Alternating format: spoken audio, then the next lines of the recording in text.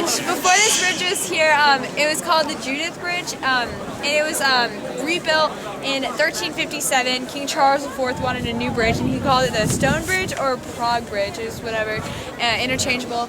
And later, a man named Peter Parler built that right there. It's called it's the bridge tower.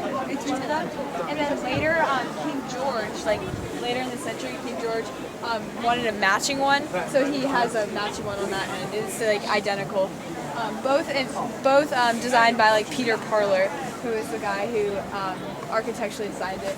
Also, the tower next to the smaller one, that's from the original Judith Bridge that was here, that wasn't made out of the stone that is here today. Okay, this crucifix is special because I randomly chose this bridge, and I went home and told my parents. And, this is a great story. This is not that great. And they actually went backpacking through Europe when this is kind of when they were dating, like when they were friends, and then like started dating anyway. And so on this bridge, they were like broke, and they were walking along, and they saw like a stand, and it was like a weird. You've probably seen them, the like marionettes. Yes. They're so creepy. They're so creepy. But they found one and they bought it, and it was the randomest thing. We still have it. It's a creepy witch. But they were like laughing about the vendors and everything. This is where it's really corny. This is where they like quote unquote like fell in love or whatever. And I randomly chose this. So it was like a weird coincidence. But yeah. A question. Now, we are here, as I said. Remember, I told you on the coach that Kazimierz used to be the separate town. Here you can see the name, Kazimierz. And I told you that Kazimierz was surrounded by the rivers, right? Here you can see Wisła. And in the past, it went also this way and that way. Yeah, so Kazimierz was like an island. I told you also that it was surrounded by the city walls. Here you can see what left. Just a little piece of the old fortification system. Alright, welcome to Oskar Schindler's factory.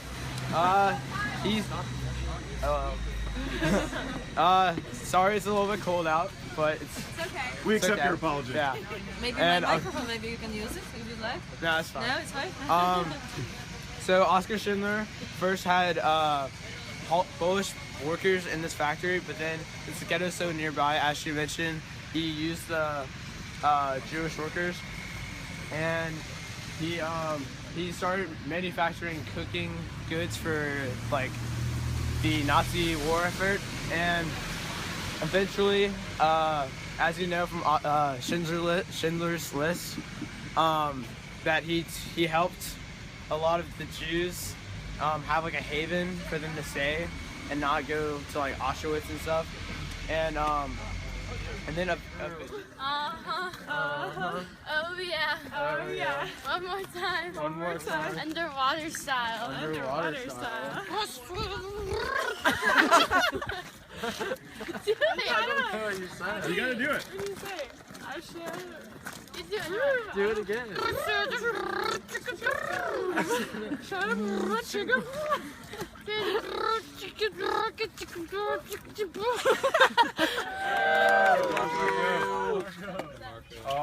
This is a Jewish stone obelisk dedicated to the Hungarian and Polish Jews that suffered through World War II in Krakow, and it basically reads that it sums up like, we don't know the names of those murdered, but we refer to them as Jews, and we don't know the name. We refer to something as horrible as Nazism, and we remember those who survived.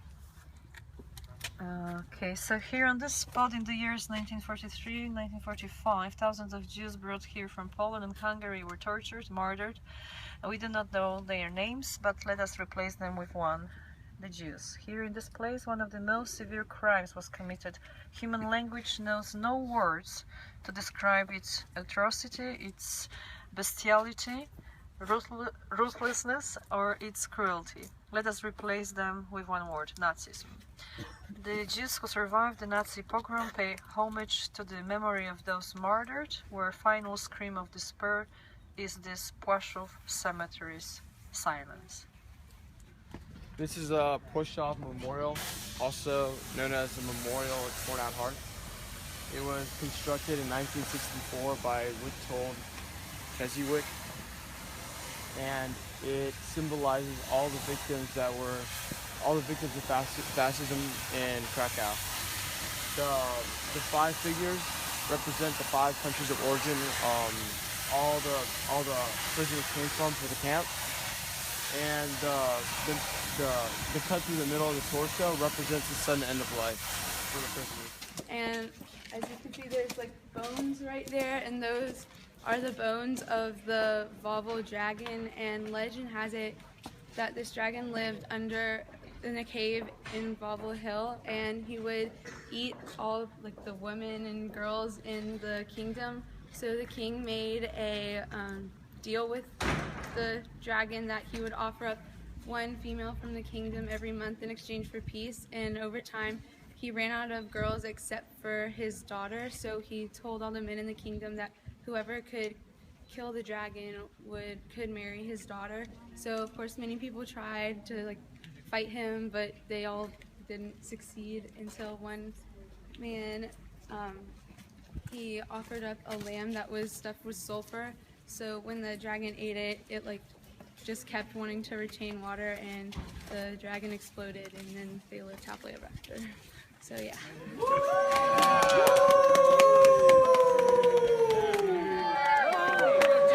Let's give her some really loud love because it'll echo in here. Do it again. Here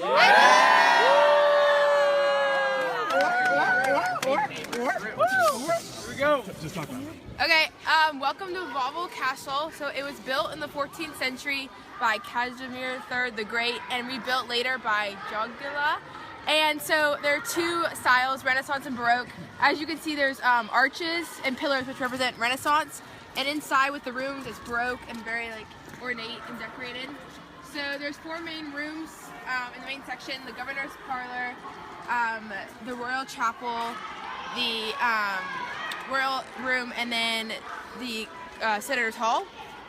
And then actually, the tour guide said that Hans Frank lived here during Nazi time, and so this is everyone in Krakow saw this as a place, and the Nazis were very a prominent figure here.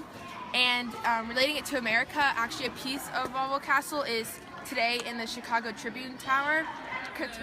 Okay, so what you're looking at right now is the St. Peter and Paul Church, and it was built by Joseph Britius and Giovanni Bernardoni in the 16th and 17th centuries, and it was funded by King Sigismund III Vasa, and it was originally an Orthodox church, but in 1842 it was converted into a Roman Catholic church.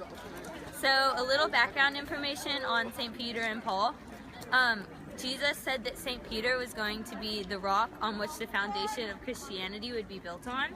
And I thought that was symbolic because the church is named after him.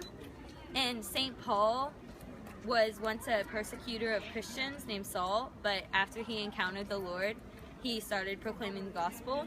And they both have letters that you can find in the New Testament. So these 12 statues that you see out in front represent the 12 apostles. And they were actually put up later than the actual building of the church. But a fun fact, all the earth.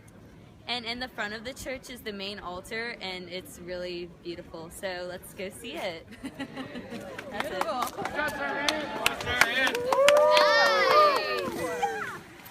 Alright, this is the altarpiece of Viet Stas, which is also known as St. Mary's altar because it's in St. Mary's Basilica. And it was constructed by Viet Stas, who was a German sculptor who worked in the late Gothic and Northern Renaissance eras. And it was constructed from 1477 to 1489. And the altarpiece is about 42 feet tall by 36 feet wide, which makes it over 3 stories tall and the largest of its kind in the world. Oh, and that's when the panels are fully opened because they can open and close.